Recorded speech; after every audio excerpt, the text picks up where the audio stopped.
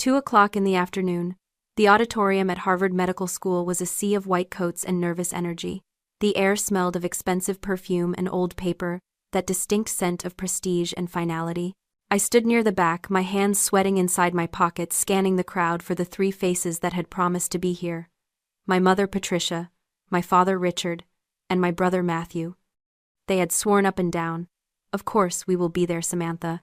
It is your big day. We wouldn't miss it for the world." I checked my phone again. 1:58. The ceremony was starting in 2 minutes. The dean was already adjusting the microphone on stage. My phone buzzed in my hand, a sharp vibration that felt like a warning. A text from my mother. "Matthew's surprise party is going long. He's having so much fun we can't pull him away. Send us a pic of you in your coat." I stared at the screen. The words refused to process at first. Matthew turned 26 today. They were at a Dave & Buster's back in Chicago. They had chosen a birthday party at an arcade over 12 years of medical training, over the single most important moment of my life. I looked up. The first name was being called. Adams Jonathan. Applause erupted. A proud family stood up in the third row cheering. Tears felt inefficient. Grief felt like a diagnosis for someone else. I felt something click deep inside my chest, like a breaker switch flipping off. The heavy, suffocating hope I had carried for 28 years just vanished. I turned around. I walked out of the double doors, leaving the auditorium behind. I left my diploma on the check-in table. I left my family's empty seats. I walked out into the cool Boston afternoon, and for the first time in my life, I didn't look back. Drop a comment and let me know where you are listening from and what time it is for you right now. I would love to know who is part of our community. I took a cab straight back to my apartment. The ride was silent, the city blurring past the window in streaks of gray and brick. My phone buzzed again. Another text from my mother. "Don't be dramatic, Samantha. We'll celebrate next week." Matthew really needed this. I deleted the thread. Then, I blocked the number. When I got home, collapse wasn't an option. Sobbing felt like a waste of hydration. I walked into my bedroom and pulled my suitcase from the top of the closet. I didn't pack clothes. I packed documents. Birth certificate, passport, social security card. The tangible proof of my existence. Then I went to my desk. I turned on my shredder. The mechanical whir was the only sound in the apartment. I fed it everything else. Old photos, birthday cards signed with passive-aggressive notes, the framed picture of us at Disney World where I was holding all the bags while they ate ice cream. One by one, the memories turned into confetti. It was satisfying. It was surgical. I was cutting away the necrotic tissue to save the patient. I sat down at my computer. The blue light of the screen illuminated the empty room.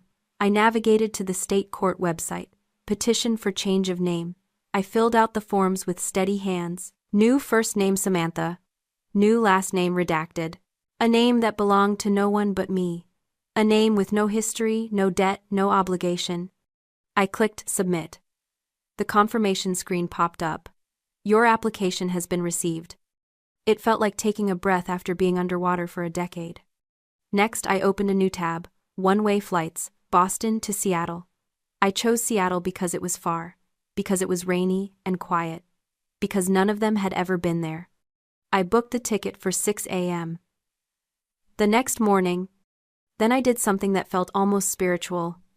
I took my SIM card out of my phone. I walked to the kitchen sink, turned on the garbage disposal, and dropped it in. The crunch of metal and plastic was loud final. I wasn't running away. That is what teenagers do. This was something else. This was a resignation. I was quitting the job of being their daughter. I realized then that for my entire life, I hadn't been a person to them. I had been a function, a role. The responsible one. The fixer.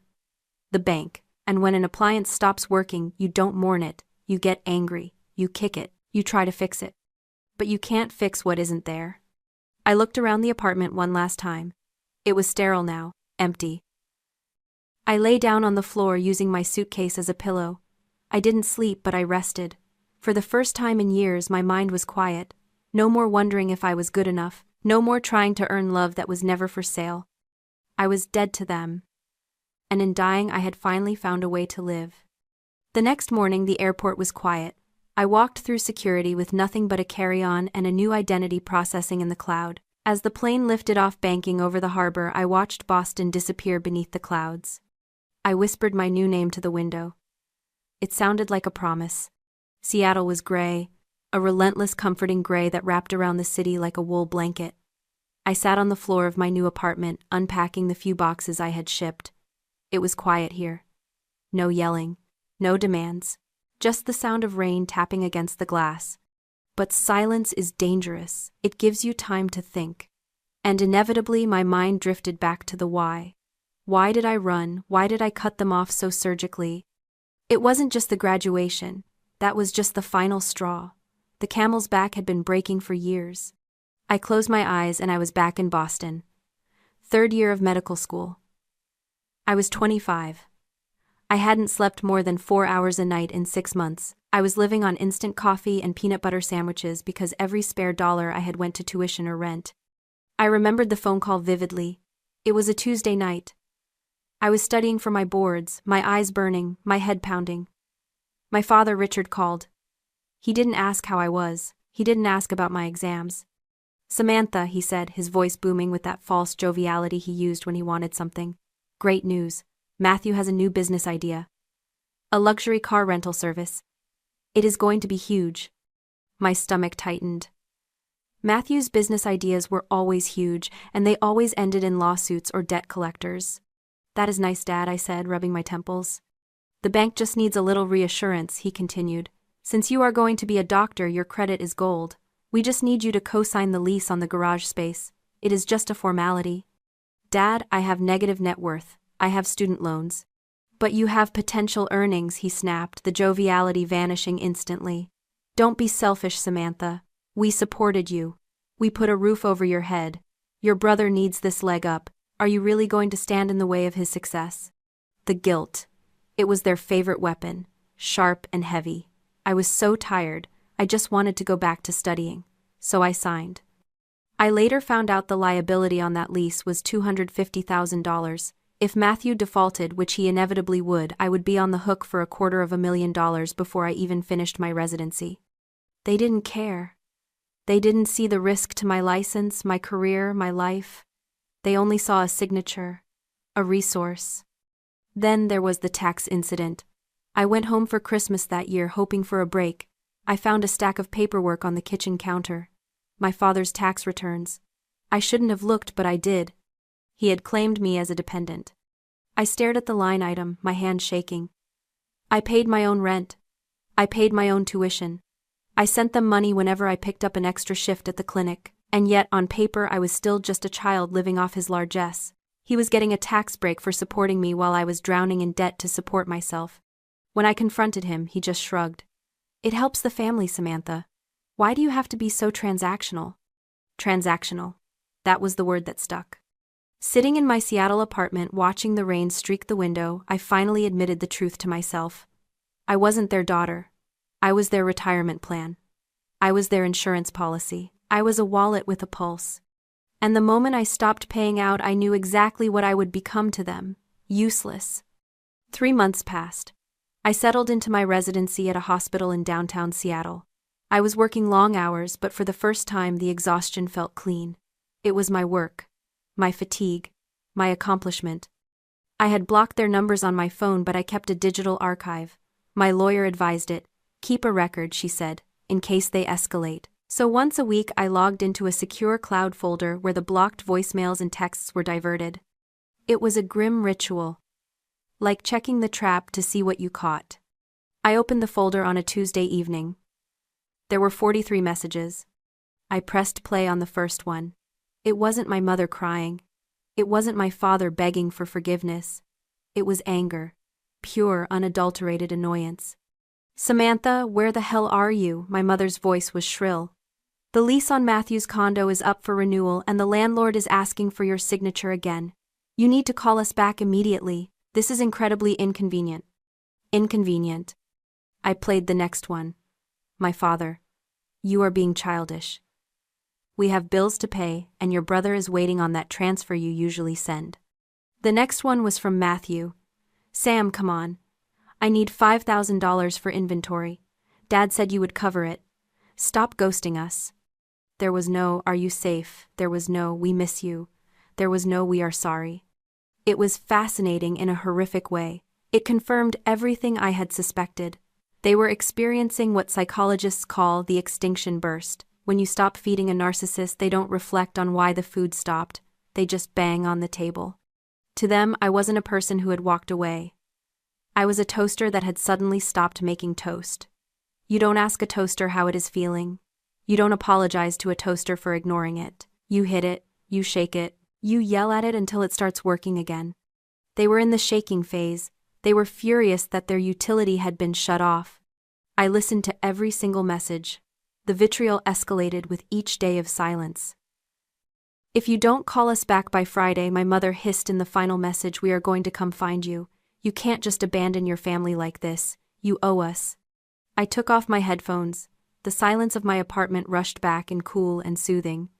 They thought I owed them. They thought they owned me. But listening to their rage, fear was absent. Instead, I felt validation. They proved me right. Every angry word was proof that I had made the only choice possible. You cannot reason with people who view you as property. You can only lock the door. I closed the laptop. I didn't delete the files. I sent them to my lawyer. Then I went to the kitchen and made myself a cup of tea. The water boiled, the whistle blew. It was the only noise in the apartment, and it was a beautiful sound. I was an appliance no more. Most people hate bureaucracy. They hate forms, hold music, and notaries. They see it as a cage. I saw it as a fortress. Over the next 6 months, I fell in love with red tape. Every form I filled out, every government database I updated was another brick in the wall I was building between me and them. I sat in my home office one rainy Saturday, a stack of paperwork in front of me. It was tedious work. Updating my national provider identifier, my NPI number, so that my medical license reflected my new name, locking my credit reports with all 3 bureaus, setting up 2-factor authentication on everything from my bank account to my pharmacy records. It was boring. And it was glorious. I hired a lawyer not to sue them but to be a sentinel. Her name was Evelyn, and she was expensive. She was the best investment I ever made. "We are going to set up a monitoring service," Evelyn explained during our first call. "If anyone tries to use your old social security number, or if any inquiries come through under your birth name, we get a flag instantly. We don't engage, we just document." "Like a security system," I said. "Better," she replied. "Like a minefield." My life in the hospital became my sanctuary. The operating room was sterile, cold, and governed by strict rules. There was no ambiguity, no passive aggression. If a heart rate dropped, you followed protocol. If a bleeder started, you clamped it. Cause and effect. It was the opposite of my childhood home, where the rules changed depending on my mother's mood or my brother's latest failure. One afternoon, I received my first paycheck as a resident under my new legal name. I held the slip of paper in the hospital cafeteria. It wasn't a fortune, residents are underpaid, but it was mine. 100% mine. No guilt tax, no family emergency deduction, no Matthew needs bail money fee. I looked at the name printed on the check. Dr. Samantha, redacted. It looked correct. It looked like a person who deserved to keep what she earned. I deposited it into a new bank account at a bank that had no branches in Chicago. That night I slept for 8 hours without moving. The silence in my apartment wasn't empty anymore. It was fortified. I had built a castle out of paperwork, and for the first time the drawbridge was up. The call came on a Thursday morning. I was scrubbing out of a 4-hour cholecystectomy, my arms dripping with soapy water, when the nurse held up my phone. "It is your lawyer," she said. "She says it is urgent." I dried my hands and took the phone. "Evelyn." "They did it," Evelyn said. Her voice was calm, almost bored. "They walked right into the minefield." "What happened?" "I just got a flag from a major commercial lender. Your parents and your brother are currently sitting in a bank office in Chicago. They are attempting to secure a small business loan for $300,000 to fund a luxury car fleet." $300,000. They were trying to leverage me for $325,000. They listed Dr. Samantha, old last name, as the primary guarantor, Evelyn continued. "And Samantha, they forged your signature. It is sloppy, but it is there." I felt a cold shiver, but it wasn't fear, it was awe. They were so entitled, so accustomed to using me, that they didn't even think they needed to ask. They assumed I would just pay it when the bill came due, like I always did, to keep the peace. "What happens now?" I asked. Well, Evelyn said the loan officer ran the credit check. But here is the beautiful part. The system didn't flag you for bad credit. It flagged you as an error. An error.